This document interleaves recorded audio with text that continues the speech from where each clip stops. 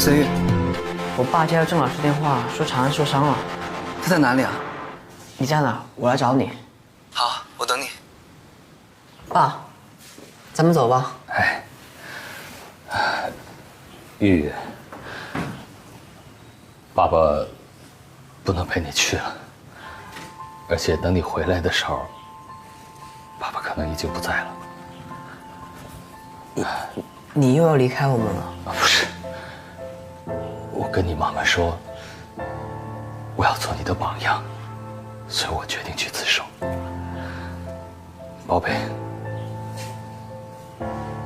对不起。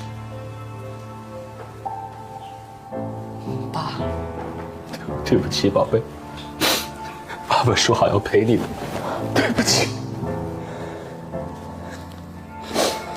爸，爸，我答应过要一直陪着你。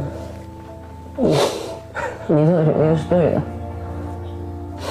你不在的时候，我会去看你的，不会让你一个人。爸，赶紧去救你的朋友啊！快去吧，去啊，小心啊！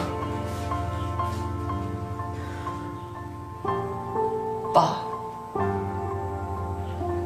你是我的骄傲。儿子，你也永远是爸爸的骄傲。